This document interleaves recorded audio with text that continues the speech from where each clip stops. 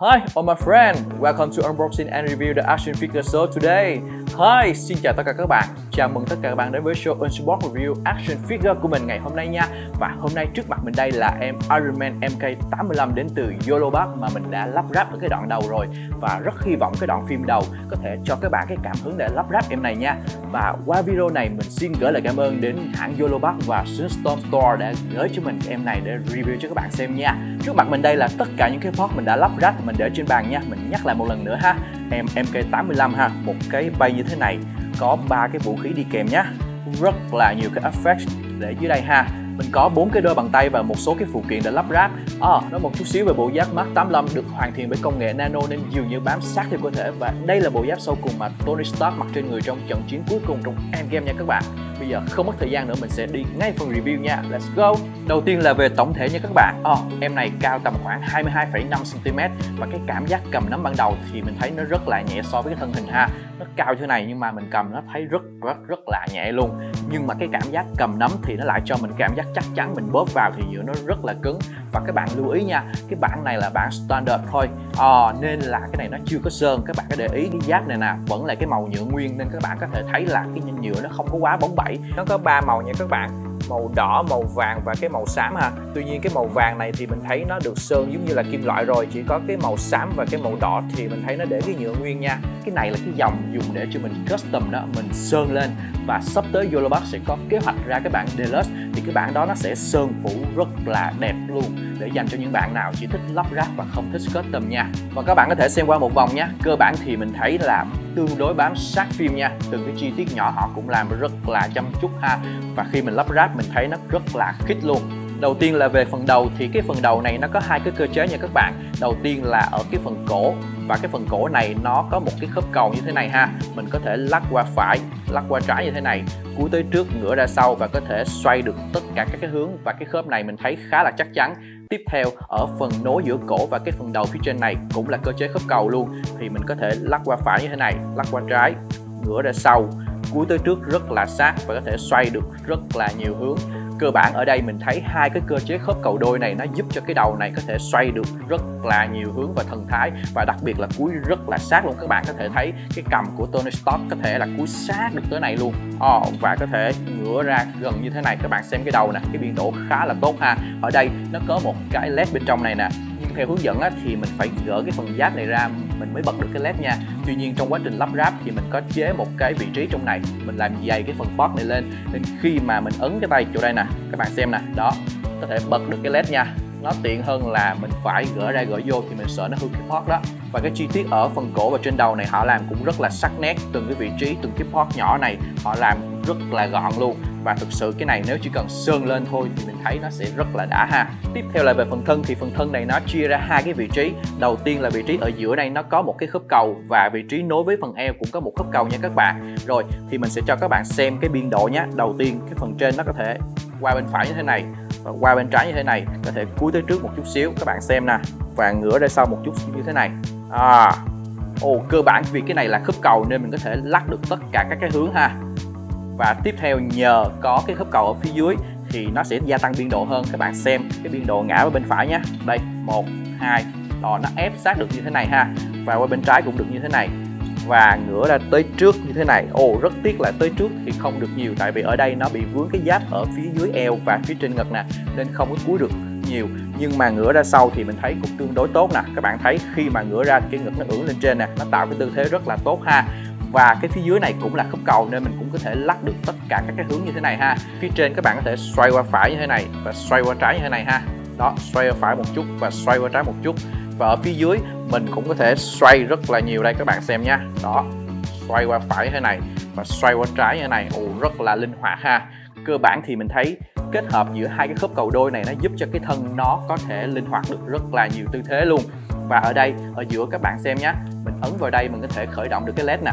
Khi mình lắp thì mình có gắn một cái lò xo trong này ha, ấn vào sáng, ấn vào tắt đó. Và cái chi tiết mình thấy rất là tốt luôn, nhất là ở phía sau. Mình thích nhất là chi tiết phía sau, nó đi từ trên xuống dưới, những cái mảnh giáp này nó rất là sắc nét, tạo thành một cái hình rất là đẹp luôn các bạn. Và ở phía trước cũng vậy. Tuy nhiên là mình thấy trong cái bộ giáp trong phim á, ở vị trí phần chỗ này nè, nó có một cái vị trí là cái màu vàng. Tuy nhiên hãng Yolobox làm cái này thì cái màu này là cái màu xám, nó không có sát lắm nha.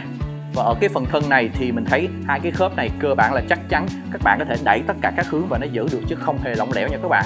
Tiếp theo là cái phần tay, thì đầu tiên các bạn để ý nhé, ở đây mình có một cái cơ chế như thế này ha, mình có thể đưa lên trước như thế này và đưa ra sau như thế này. Cái khớp này thì là cái khớp bình thường thôi, nhưng mà mình thấy khá là chắc chắn, nó giúp cho cái tay có thể đưa lên trước và nó gia tăng cái biên độ đẩy ra phía trước nha các bạn, không có đẩy ra sau nha, mình chỉ đưa ra trước như thế này và đưa lại như cũ ha.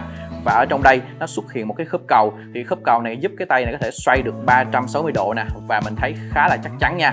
Đó. Tiếp theo ở trong đây có một cái vị trí khớp cầu, thì cái khớp cầu này giúp cái tay có thể đưa lên được như thế này nha các bạn. Tuy nhiên là xuất hiện thêm một cái khớp xoay vô đây nữa, có thể giúp cái tay đưa lên cao hơn, để các bạn xem biên độ nhé. Đầu tiên là mình sẽ lắc bằng cái khớp cầu ha, rồi sau đó sẽ là khớp bản lề mình đưa lên cao. Và ở đây các bạn để ý nhé, mình có một cái phần giáp như thế này. Cái giáp này nó nối bởi một cái khớp bản lề đơn, có thể đưa lên đưa xuống như thế này ha. Và ở trong này xuất hiện thêm một cái khớp cầu, giúp cái giáp có thể xoay được tất cả các cái hướng. Thì khi mà các bạn đẩy cái giáp này qua những cái hướng đó thì các bạn sẽ xoay được cái vị trí tay này, nó không có bị cạ vào cái phần thân nha. Và cơ bản tất cả những khớp ở vị trí này mình thấy đều rất là chắc chắn nha các bạn, giữ được tất cả các tư thế rất là tốt luôn. Và trong này ở phần tay nè, xuất hiện một cái khớp để xoay được cái tay này 360 độ nè các bạn. Đó, như thế này ha, và nó cũng chắc nha. Tuy nhiên nó cho mình cái cảm giác xoay rất là nhẹ nhàng nhưng không có quá cứng. Mình thích cái cảm giác xoay được nhưng không quá cứng nha. Tiếp theo là ở phần cùi chỏ, thì cái cùi chỏ này là cái khớp bản lề đôi, và nhờ cái cơ chế bản lề đôi nên cái tay gập rất là sát. Các bạn xem biên độ nha. Đây. Và các bạn để ý phần cùi chỏ nha, mình rất là thích cái chuyển động luôn. Khi mà mình trượt nè, cái cùi chỏ này nó trượt theo và cái phần giáp này nó đi theo luôn. Và cái chi tiết trong cùi chỏ này họ cũng làm cái detail luôn nha các bạn, để khi mình trượt và mình lộ cái khớp ra, nó nhìn vẫn là cái chi tiết máy chứ không phải là cái chi tiết khớp, nó không có giống cái đồ chơi nha. Và cái phần khớp bản lề đôi này thì mình thấy nó rất là chắc luôn nha các bạn. Tiếp theo là về bàn tay, thì bàn tay này chỉ là cái khớp cầu thôi, nên mình có thể lắc lên lắc xuống như thế này đó, và có thể xoay được tất cả các hướng. Và tất nhiên là những cái bàn tay này chỉ là bàn tay một tư thế và không có phương ngón nha. Cái này thì mình cũng không có trách được, tại vì cái sản phẩm này giá nó cũng không quá cao, và thực sự là cái này là họ cho mình rất là nhiều cái bàn tay để thay thế rồi các bạn. Tiếp theo là về cái phần chân, thì phần chân đầu tiên các bạn xem nhé. Nếu các bạn để bình thường như thế này ha, mình chỉ đưa lên được như thế này thôi. Đó. Và mình đá lên cũng được như thế này thôi, các bạn xem nha. Tuy nhiên ở trong này có một cái cơ chế khớp như thế này ha, các bạn cầm, các bạn kéo xuống như thế này nè, trượt khớp xuống nè, rất là nhẹ nhàng luôn, nhưng nó vẫn rất là chắc chắn nha. Lúc này thì các bạn có thể đưa cái chân này lên được cao, đó, đưa lên cao như thế này ha, cái biên độ nè, và nó giữ được tốt ha. Và các bạn để ý nha, cái mảnh giáp chỗ này nè, đó, mình có thể lắc lên lắc xuống được một chút xíu. Trong lúc lắp ráp thì mình nhớ là ở đây nó có một cái khớp cầu, thì cái khớp cầu này nó sẽ giúp cho cái này nó thể lắc được. Tuy nhiên mình thấy nó có gài một vị trí chỗ này, mình không hiểu là cái chỗ này như thế nào, nhưng mà khi mà mình lắc á, thì mình cảm giác nó có lắc lên lắc lại được một chút xíu, thì có thể là nó tránh cho cái va chạm bởi cái phần chân này ha. Và mình sẽ kiểm tra biên độ phía trước nhé. Đó, lúc này thì cái chân nó thể đưa lên cao được như thế này nha các bạn. Nếu các bạn có thể đẩy ra nhờ cơ chế khớp cầu nè, và mình có thể đá xuyên lên được cao như thế này ha. Rồi, về cái biên độ phía sau mình xem nhé. Biên độ phía sau thì mình có thể đưa lên được như thế này, và cũng lách ra có thể đưa lên được như thế này, thì nhưng mà đưa lên thế này thì cái chân nó hơi kỳ một chút xíu ha. Vì vậy nên mình có thể là đưa lên như thế này là tự nhiên nhất thôi nha các bạn. Rồi, tiếp theo là về phần đầu gối, thì cái đầu gối này là cái cơ chế khớp bản lề đôi. Đây, mình sẽ gập cho các bạn xem lần thứ nhất nè và lần thứ hai, và nó gập sát được như thế này ha. Và tất cả những cơ chế bản lề ở vị trí đầu gối hay là cái cùi chỏ mình thấy nó rất là êm luôn. Khi các bạn gặp á, nó cảm giác nó chắc chắn và nó trượt đi rất là êm nha. Về cái phần chân này thì xuất hiện một cái khớp, các bạn có thể lắc lên phía trước như thế này và đưa ra sau như thế này nha các bạn. Đó là cái khớp phía trong nha, các bạn để ý nha, cái khớp phía trong nha. Mình lắc nè, đưa lên phía trước, đưa ra phía sau, đưa ra phía trước, đưa ra phía sau. Ngoài cái cơ chế lắc cái chân ra phía trước đưa về vị trí cũ thì còn một cái khớp nữa nha các bạn. Nhưng mà để cái phần thân á, thì rất là khó lắc nên mình đã tháo ra nha. Và các bạn xem nhé, đây, cái phần này ha, nó sẽ xoay so với phần này nè, các bạn xem nè, nó sẽ xoay như thế này nè. Đó, nó giúp gia tăng cái biên độ thêm cho cái chân này nha các bạn. Đó, và cái tiếng nó rất là rít luôn ha. Tiếp theo là về phần bàn chân, thì bàn chân ở sau này các bạn để ý nhé, có một cái giáp đây, mình có thể trượt nó lên như thế này, và cái giáp này nó nối bởi cái khớp bản lề, mình có thể đưa lên rất là cao. Và trong này là cái khớp cầu nè, mình có thể xoay được tất cả các hướng nè, giúp cho cái chân này chút xíu nữa là duỗi xuống, nó không có bị va chạm nha. Phần bàn chân này là cơ chế khớp cầu nha các bạn, mình có thể qua phải được một chút như thế này, qua trái như thế này ha. Qua trái thì nó nhiều hơn ha, và có thể duỗi chân xuống và đưa lên như thế này ha. và mình có thể lắc tất cả các cái hướng luôn, có thể xoay qua bên phải, xoay qua bên trái như thế này ha. Tương đối là mình thấy nó khá linh hoạt.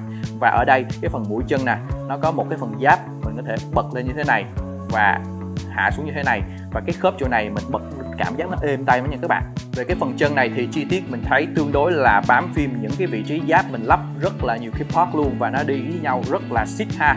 Và cái phần đầu gối này mình nghĩ nếu thêm cái chi tiết một chút xíu nữa thì mình thấy nó sẽ bám sát phim hơn nha các bạn. Về phần phụ kiện thì đầu tiên là bên tay phải đây các bạn xem nhé, nó có một cái phần súng như thế này ha. Đó, rất là chi tiết. Khi mình lắp cái phần này nó rất là nhiều bước và từng cái mảnh nhỏ rất là nhiều, và có led trong này luôn, và mình có thể thay thế được ha. Đầu tiên là thay cái phần tay này nè, mình sẽ gỡ cái phần này ra, đó như thế này ha. Rồi sau đó mình sẽ lắp vào nè,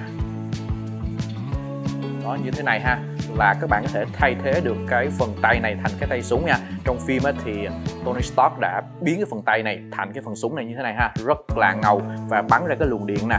Đó, và cái này các bạn xem nhé, nó cũng có khớp luôn, nó thay bằng cái mảnh này thì ở đây nó cũng xuất hiện một cái khớp bản lề đôi y chang như vậy luôn, và mình có thể gập được lên như thế này, y chang như lúc mà gắn cái phần cánh tay này nha các bạn. Và các bạn để ý nhé, ở phía bên trong này nè, cái phần này là cái phần nhựa trong nha. Đó, và khi mình lắp ráp các bạn phải để ý nha, chỗ này rất là dễ gãy luôn, nó rất là mảnh nha. Và khi bật đèn nè, các bạn xem nè, cái ánh sáng nó sẽ chiếu xuyên từ đây ra ngoài luôn. Thì rất tiếc là ở đây trên ánh sáng rất là nhiều nên các bạn không có thể thấy rõ được. Theo là cái phần vũ khí này nha các bạn, đây các bạn xem nha, nó giống như một cái lưỡi dao ha. Và cái phần này là cái part trong nha các bạn. Và cái này là trong phim là cái này nó phát ra cái ánh sáng và cái năng lượng ha. Nếu mà họ cho mình một cái led mà mình độ được theo được cái đường dọc này nè, nó phát sáng thì mình thấy nó sẽ đẹp hơn. Và để lắp ráp lên cái tay thì các bạn phải thay thế cái bàn tay ha. Đây, cái bàn tay thế này ha, mình sẽ thay vào bên này trước nha. Đây các bạn lắp vào như thế này nhé. Rồi ở đây có hai cái mảnh này nè, mình có thể gỡ ra được nha. Rồi đó, mình đưa xuống như thế này ha. Rồi sau đó mình sẽ đưa cái phần này vào. Đó là em Tony có thể cầm được cái phần dao này nha các bạn. Rất là ngầu luôn ha. Tiếp theo về cái phần bàn tay nha các bạn, thì mình sẽ gỡ cái này ra nha. Ở trong này nè, mình có một cái đèn như thế này ha. Đây, một cái đèn rất là nhỏ luôn, cả bóng và cả pin nó tích hợp vào đây. Và các bạn xem nè, khi mình xoay một chút xíu nó sẽ sáng lên, nhưng mà rất tiếc là cái này trong quá trình vận chuyển nó bị chạm đó, nên là mình cảm giác nó bị hết pin. Khi mình dặn lên thì mình thấy nó sáng rất là ít luôn, và vặn nó rất là khó nha. Yolo thiết kế cái này thì mình thấy nó hơi khó sử dụng đó các bạn. Và các bạn để ý nha, mình có một cái bàn tay như thế này, lúc lắp ráp đó, ở trong bàn tay mình lắp một cái pot như thế này, cái chất liệu cái màu trắng đục nè, thì cái chất liệu này nó cùng chất liệu với cái phần mắt và cái phần ngực nè, cái này nó sẽ là xuyên sáng nha các bạn. Khi mình lắp cái bàn tay này vào đó, ánh sáng nó sẽ phát và nó xuyên ra cái chỗ cái phần này. Và ngoài ra trên cái bàn tay này nè, các bạn để ý nhé, ở đây cái pot này nè, mình có thể đẩy nó ra ha. Các bạn dùng cái pot nhỏ nè, họ cho đi kèm á, cái pot này để bật pin đó, thì mình có thể đẩy cái này ra được nha, để lại như thế này ha, rất là dễ dàng. Sau đó mình sẽ gắn một cái pot y chang như vậy, nhưng mà trên này nó có cái lỗ nè, đó mình sẽ gắn vào nha. Rồi xuất hiện cái lỗ này thì các bạn lấy cái hiệu ứng đó, các bạn lắp vào. Đó, lúc này trên bàn tay có thể lắp được cái hiệu ứng nha các bạn.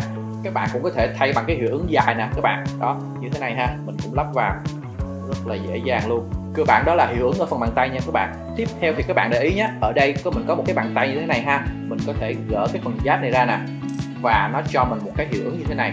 Đó, các bạn có thể lắp thay cái phần giáp đó và lắp vào trên bàn tay này nè. Đó là mình có thể có thêm một cái hiệu ứng nữa ha. Và ở cái phần bàn chân này thì các bạn để ý ở phía dưới này nó có một cái lỗ như thế này ha, mình cũng có thể lắp được cái hiệu ứng vào luôn. Cái này là khi mình cho em Iron Man lên trên cái bay tạo dáng đó, thì các bạn có thể thấy được cái hiệu ứng mình spô được những cái dáng mà bay mà cái chân nó đẩy hiệu ứng như ra, rất là hay ha các bạn. Tiếp theo là cái phần phụ kiện cuối cùng nha các bạn. Đây, ở phía sau nha. Đây, nó cho mình một cái pot như thế này. Đây, mình ráp rất là nhiều bước, rất là nhiều chi tiết mới được một cái vũ khí như thế này nha các bạn. Và ở trên đây nè, các bạn có thể thấy được ở phía sau nó có hai cái pot như thế này. Hai cái pot này là để hỗ trợ gắn vào đây nha. Bình thường thì họ để rời, nhưng mà mình sợ rớt nên mình lắp sẵn vào đây rồi. Với lại cơ bản các bạn, khi mà các bạn gỡ cái này ra nè, thì cái phần này rất là dễ rớt luôn. Cái phần này là cái nắp chỗ mình thay pin đó, nó rất là dễ rớt. Và hai cái pot này cũng sẽ rất là dễ lạc, nên các bạn mình nghĩ là mình lắp vào luôn thì nó sẽ hay hơn ha. Rồi, và ở sau đây nè, hai cái pot như thế này mình sẽ gỡ ra nhé. Sau khi gỡ hai cái pot như thế này rồi thì các bạn sẽ lắp vào giúp mình nha. Đó, như thế này là lắp cái vũ khí lên được nha các bạn. Ở đây có một cái nút nè, mình sẽ ấn vào là nó sẽ sáng cái phần led này lên ha. cái chi tiết này mình thấy rất là đẹp, y như cái con ngôi sao nó chụp lên cái phần thân nè, và nó tạo ra cái sự lực lượng cho cái phần này nha. Và những cái chi tiết này mình thấy nó bám rất là sát phim, từng cái vị trí nhỏ họ cũng làm rất là kỹ ha. Và thực sự cái này nếu mình nghĩ á, cái này họ cho mình cái độ led ở cái phần màu trắng này nè, thì mình thấy nó sẽ đẹp hơn rất là nhiều nha. Rất tiếc là mình chỉ có thể có led ở cái vị trí chỗ này thôi nha các bạn. Tiếp theo thì ở đây các bạn để ý nhé, có một cái vị trí như thế này ha, mình có thể gỡ cái phần này ra nè. Đây, các bạn gỡ cái phần này ra, các bạn để ý nhé, cái này rất là nhỏ, nếu mà gỡ ra bị rớt rất là khó kiếm nha. Rồi mình thay cái phần này vào nè, đây thêm một cái port này vào nè. Rồi sau đó các bạn gắn cái phần hiệu ứng này lên nha. Đó, như thế này ha, tương tự với cái cánh bên này luôn nha. Rồi và mình sẽ lần lượt lắp tất cả các cái phần còn lại nhé. Như thế này là xong nha các bạn. Và các bạn nhớ để ý nhé, mình có 4 cái cánh phía trên nè, 1, 2, 3, 4 nè. Khi các bạn tháo cái port này ra nè, đó thì họ cho mình những cái port thay thế để mình có thể lắp hỗ trợ cái phần effect này nha. Tuy nhiên ở hai cái cánh phía dưới nè, hai cánh nhỏ nè, thì họ không cho mình, chỉ việc tháo cái phần này ra rồi sau đó lắp trực tiếp chứ không có cái port thay thế ở phía dưới này nha. Mình có một cái bay như thế này, đây, đó hãng cho mình như thế này, mình lắp tất cả các thành phần được vào. Cái phần giấy màu bạc này nè, đúng ra thì mình phải lắp ở phía dưới, cái này là cái port trong nha, nhưng mà trong quá trình vận chuyển hạt mình không biết sao nhưng mà mình thấy nó bị mờ và bị trầy, nó rất là xấu, nên là mình đã dán cái phần này lên trên, mình che cái phần port clear đó lại rồi để cho mình cảm giác mình thấy nó đẹp hơn ha. Và ở đây có một cái thanh sắt, thì cái thanh sắt này theo mình là rất là chắc chắn luôn, cực kỳ cứng ha, và mình có thể uốn được rất là nhiều tư thế, các bạn xem nè, và nó cứng nha, cực kỳ tốt. Rồi ở đây thì họ cũng cho mình một cái port như thế này, đây các bạn mở cái khóa ra nè, mình có thể trượt lên trượt xuống như thế này nè. Đó, khi mà các bạn mở ra thì các bạn trượt lên trượt xuống được, và các bạn khóa lại thì nó sẽ cứng. Và ở đây cũng có một cái phần như thế này, đây cái port chữ M nè, các bạn đẩy cái phần này lên nè, đó thì các bạn có thể kéo cái phần này ra, rồi lúc đó mình sẽ lắp cái em Iron Man lên nha. Đây mình sẽ lắp thử nha, đó, rồi sau đó các bạn bóp cái phần này lại, rồi mình sẽ gắn cái khóa này lại nha, để giúp cho nó giữ chặt và cố định ha. Đó, như thế này là mình có thể gắn em Iron Man lên nha. Đó, rất là chắc chắn luôn. Các bạn xem nè, mình bẻ tất cả các cái hướng thì cái này nó vẫn giữ được cái phần thân nha. Và có một chi tiết mình đánh giá rất là cao cho YOLO Park luôn. Đây, các bạn xem cái chi tiết trong này nha. Đó, các bạn xem ở phía trong này nè, cái này là cái phần cao su nha các bạn. Một cái miếng đệm cao su rất là nhỏ thôi. Khi mình lắp ráp đó, họ cho mình riêng và mình dán vào cái phần trong này. Thì cái này khi các bạn bám vào cái em Iron Man, các bạn bập vào nè, nó sẽ giúp không có trầy và làm xước cái lớp sơn trên này ha. Thực sự cái đây là một cái chi tiết nhỏ nhưng mà họ cũng để ý, thì mình đánh giá rất là cao cái chi tiết này luôn nha. Ngoài ra trong quá trình lắp ráp thì các bạn để ý nhé, ở cái trang số 17 đây có một cái chi tiết như thế này. Khi mà họ chỉ mình ráp á, thì cái miếng phía dưới này nè, mình chỉ ráp đưa vào thôi chứ không có gì hết, nhưng mà thực sự không phải là vậy nha các bạn. Ở đây nó có 3 cái ốc nè, ở phía dưới đây có một cái chi tiết họ gắn cái ốc vào, nhưng mà thực sự là không phải gắn ở vị trí này. Các bạn phải lắp vào cái phía trong này trước, rồi sau đó các bạn mới ốp cái miếng này lên nha.